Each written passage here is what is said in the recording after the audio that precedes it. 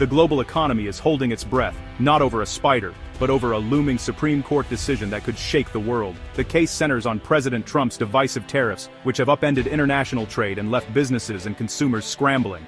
For years, countries like China and the EU have faced sudden economic penalties, making long-term planning a guessing game. Now, 9 justices in Washington, D.C. will decide whether these tariffs stand or fall, with a ruling expected any day. The outcome could redefine American trade and global alliances, impacting everything from cars to hot sauce. This isn't just a legal battle, it's the climax of a story that's touched billions, and the world is watching. So, what's a tariff? It's not pirate treasure. Despite the name, you won't find it buried on a remote island or marked with an X on a map. Instead, tariffs are a tool used by governments all over the world, and they play a huge role in shaping the prices of things we buy every day.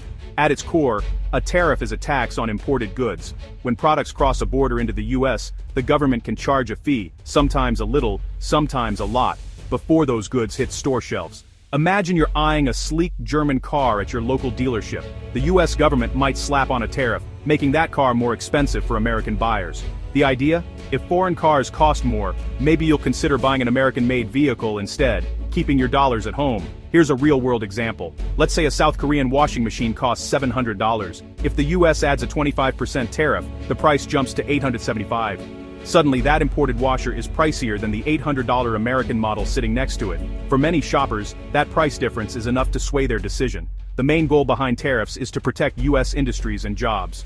By making foreign goods less competitive, the government hopes to give American companies a fighting chance, encouraging them to hire more workers and invest in local communities. But here's the catch.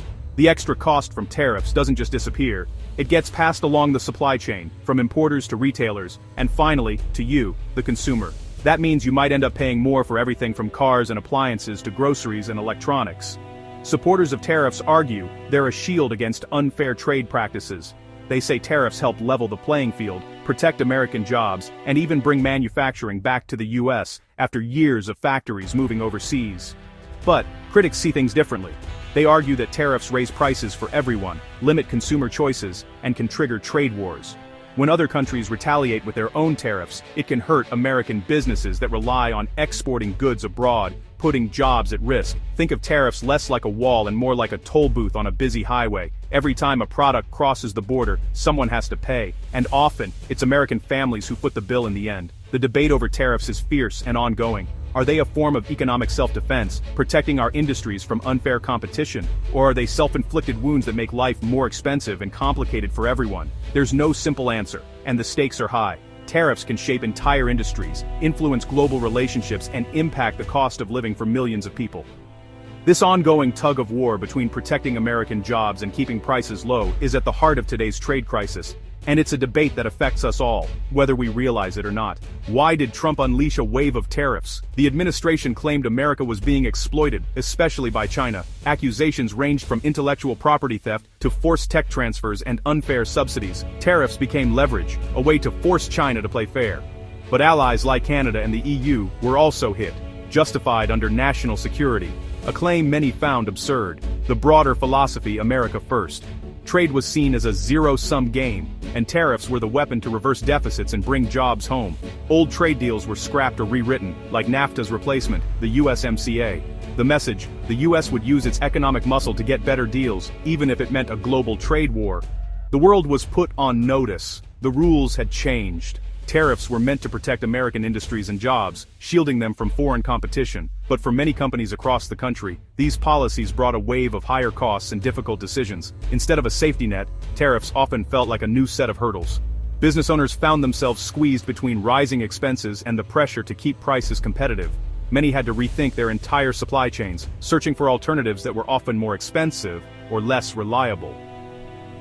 The uncertainty made it hard to plan for the future, and the stress rippled through offices, factories, and shop floors. Take McCormick, the company behind household staples like Cholula hot sauce. As tariffs drove up the price of imported spices and packaging, their profits were squeezed from both sides. The cost of raw materials soared, and the company had to decide whether to absorb the losses or pass them on to customers. For many firms like McCormick, the choice was clear. Survival meant raising prices, cutting costs, or both. This story played out in countless industries, from food processing to electronics, as companies scrambled to adapt to the new reality. Most businesses, unable to absorb the extra costs, passed them along to consumers. Suddenly, everyday items, from washing machines and refrigerators to cars and electronics, became noticeably more expensive. Families shopping for appliances or vehicles found themselves facing sticker shock, and many had to delay or reconsider big purchases. The ripple effect of tariffs meant that even those who never thought about trade policy felt its impact every time they checked a price tag. Even high-profile business leaders like Elon Musk voiced their frustration. Musk argued that tariffs made it nearly impossible to offer affordable solar panels in the US, stalling the growth of clean energy projects and putting American jobs at risk. The added costs didn't just affect big corporations, they trickled down to workers, installers, and homeowners hoping to save money and go green. Farmers too were caught in the crossfire. When countries like China retaliated with their own tariffs, American agricultural exports took a direct hit. Soybeans, pork, and other products suddenly had nowhere to go, leaving fields empty and equipment idle. Many farmers, already operating on thin margins, faced financial ruin and had to rely on government bailouts just to stay afloat. The trade war turned global markets into battlegrounds, and rural communities felt the brunt of the fallout. The promise of a manufacturing renaissance in the US was quickly overshadowed by uncertainty and rising costs. Instead of new factories and jobs, many companies put expansion plans on hold. Some, like Volkswagen, even reconsidered building new plants in America, worried that the unpredictable trade environment would make investments too risky. The hoped-for boom in American industry was replaced by hesitation and second-guessing. For everyday Americans, the trade war's effects showed up in subtle but persistent ways. Grocery bills crept higher, utility costs edged up, and the overall cost of living rose. Families found themselves stretching their budgets further, feeling the pinch, even if they didn't know exactly why. Economic anxiety grew, as people worried about job security and the future of their communities. The reality is, tariffs created as many problems as they tried to solve. While the intention was to protect American jobs and industries, the unintended consequences rippled through the entire economy. Politicians debated, headlines blared, and business owners struggled to make sense of the new landscape. The pain was widespread, touching everyone from executives in corporate boardrooms to family farmers in rural barns. No corner of the country was left untouched, and the sense of uncertainty made it hard for anyone to feel secure. The trade war's impact was anything but simple. It reshaped the way companies did business, changed what families could afford, and left a lasting mark on the American economy, one that's still being felt today. The world didn't take US tariffs lying down. Retaliation was swift and strategic. The EU prepared massive counter-tariffs, targeting politically sensitive American goods. Countries forged new alliances. India and the EU signed a huge trade deal, bypassing the US, Canada, and China, cut their own tariff-lowering pact, angering Washington and threatening North American economic ties. Old alliances cracked as nations built new networks, with Latin America and Japan shifting trade away from the US. The global map is being redrawn, and America is no longer the automatic center. While the US fought trade wars, the world moved on, building a new order. The consequences of American tariffs are now global and lasting. Amid the economic chaos, a legal showdown reached the Supreme Court. Does the president have the power to impose sweeping tariffs without Congress? The administration cites a Cold War-era law, but critics say it's an abuse of executive power. The case, heard in late 2025, has left businesses in limbo, waiting for clarity. The stakes: a ruling for the president could expand executive power over trade for decades. A ruling against could upend billions in tariffs and force a policy reset. The justices are deliberating, and the world is watching for a decision that could reshape American government and the global economy. The outcome will echo far beyond the courtroom. If the Supreme Court strikes down the tariffs, it's an economic earthquake. Tariffs on everything from Chinese parts to European steel could vanish overnight, slashing costs for US companies. Consumers would likely see lower prices as competition returns, easing inflation. But for protected industries like steel, it could mean layoffs and factory closures, a painful reversal. Billions in tariff refunds could be on the table, and trade deals negotiated under threat might unravel. The ruling would trigger political chaos, forcing Congress to finally define America's trade policy. The end of tariffs would be just the start of a new complicated chapter. The fallout would be swift, dramatic, and far-reaching. A Supreme Court decision striking down tariffs would mark a pivotal moment in America's economic history, fundamentally resetting the nation's global role. For decades, tariffs have been wielded as both shield and sword, protecting domestic industries but also sparking trade wars and uncertainty.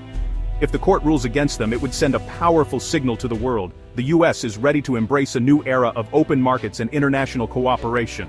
Retaliatory tariffs imposed by other countries would likely be lifted in response, easing the trade war and restoring a sense of stability to global commerce. This could mean lower prices for consumers, more choices on store shelves, and a renewed sense of optimism among American exporters and importers alike. Freed from the uncertainty of sudden policy shifts, businesses could plan and invest with new confidence. Manufacturers might ramp up production, supply chains could become more efficient, and global trade would flow more freely. Investors, too, would see new opportunities, fueling innovation and job creation across industries. But the world America re-enters is not the same as the one it left. Over the past years, new alliances have formed, and alternative trade routes have emerged. Countries have diversified their partnerships, reducing their reliance on the US, and creating a more complex, less US-centered South. Global. America must now compete in this new landscape, where influence is shared and economic power is more widely distributed. The genie of economic diversification is out of the bottle. Global supply chains now stretch across continents, and emerging markets are asserting themselves as major players. The days of America's uncontested dominance are over, replaced by a world where agility, innovation, and collaboration matter more than ever. In this new reality, Congress and the White House would be forced to come together and craft a real, long-term trade strategy, one that goes beyond quick fixes and addresses the root causes of economic challenges. This means rethinking how America competes, invests, and partners with the world. Yet, the core issues remain unresolved. China's trade practices, intellectual property disputes, and the decline of US manufacturing are deep-rooted challenges that won't disappear overnight. Addressing them will require more than just legal decisions. It will demand vision, persistence, and a willingness to adapt. The next era of trade will require skilled diplomacy, smart and fair agreements, and targeted investment in both people and infrastructure. Tariffs alone are no longer enough. America's future prosperity will depend on building trust, forging new partnerships, and investing in the industries of tomorrow. The Supreme Court's decision won't be the end of the story. It will be the beginning of a new chapter. The choices made in the coming months and years will shape not just America's economy, but the future of global trade itself. The world is watching closely, waiting to see what America does next, and how it will lead in this new dawn for trade.